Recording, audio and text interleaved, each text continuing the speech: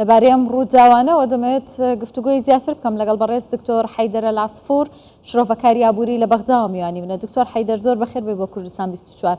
خوێندنەوەی ئەوە چییە بۆ ئەم جۆرە هێرشانە کە دەکرێنە سەر وەبەرهێنانی بیانی لە عێراق؟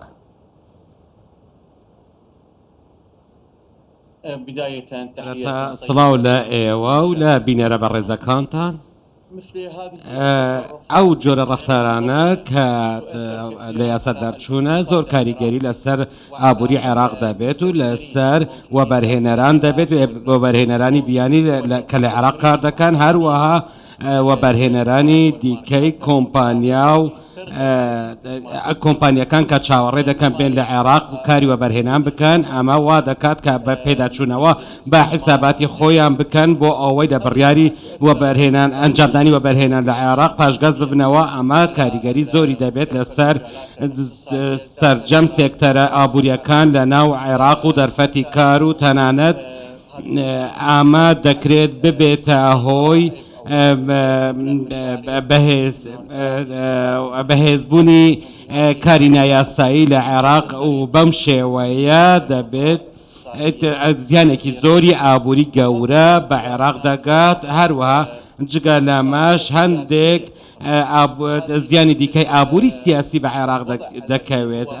ئەو دۆخەی کە ئێستا هەیە ئێمە دەزانین ئابووری و سیاسەت دووباری جیاوازن، بەڵام پەیوەندیەکی زۆر بەهێزیان بە یەکەوە هەیە. ئەم هێرشە ناڕەوایانە بۆ سەر بەرژەوەندیەکانی هەرێمی بەرژەوەندیەکانی ئەمریکا لە عێراق دەکرێت کە کاریگەری لەسەر گۆڕەپانی سیاسیش هەبێت و ببێتە هۆی سەر هەڵدانی هەندێک کێشەی دیکە کە لە داهاتوودا ڕوبەڕووی عێراق. باشە دکتۆریانی پێشتر گروپە چەکدارەکان هێرشیان دەکردە سەر بنکەکانی هێزەکانی ئەمریکا، هاوپەیمانان، کۆنسڵخانەکان، بەڵام ئەم جارە کەرتی ئابووریان بە ئامانج گرتووە. ئێوە چێڵن لەم بارەوە؟ هۆکاریەوە چییە؟ باڵێ ئێمە کە سەیری نەخشەی سیاسی بکەین، هاوپەیمانی استراتیژی لە نێوان عێراق و ئەمریکا هاوپەیمانیەتێکی زۆر گرنگە سەبارەت بە بەرژەوەندیەکان تەنیا پەیوەندی بەوە نییە کە لە نێوان عێراق و ئەمریکادا هەیە، باڵکو لە نێوان عێراق و جیهاندایە.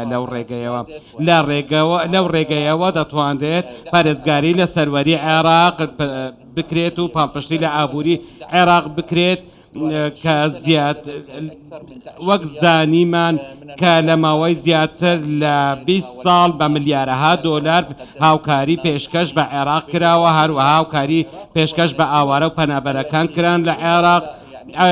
ئەو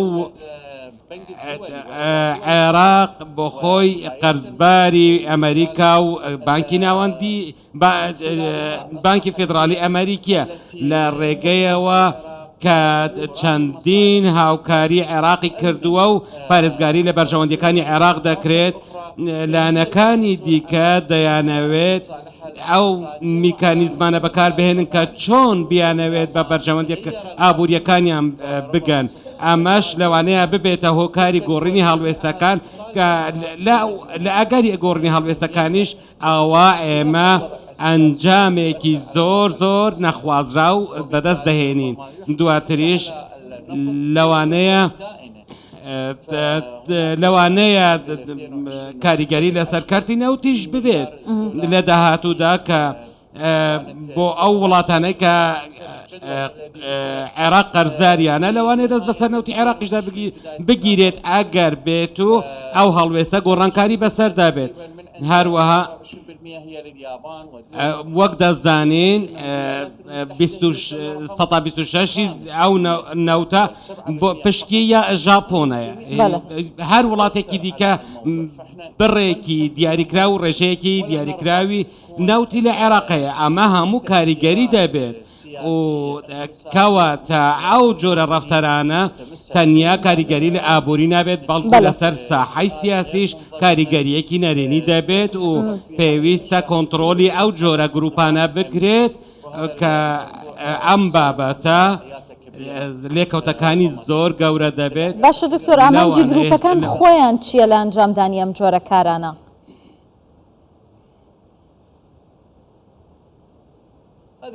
ئەو گروپانە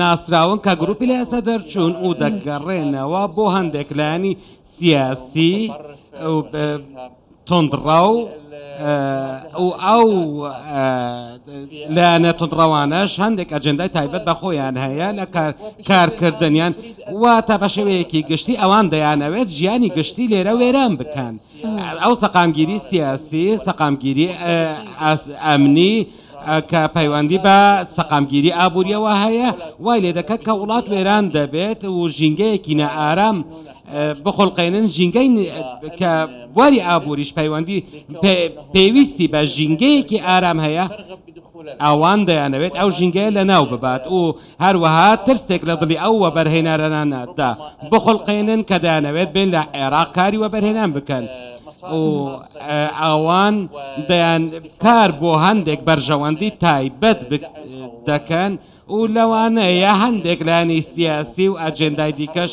لەوانەیە پشتگیریان بکەن ئەمە کە بۆ ئەوەی ببێتە هۆکارێکی دکتۆر پێم بڵێ عێراق لەم جۆرە هێرشانە چ زیانێکی بەرکەوتووە یا چ زیانێک دەکات؟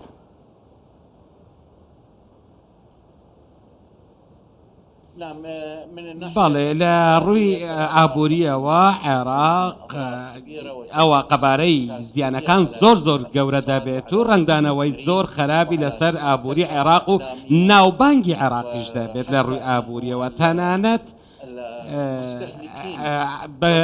بەکاربەران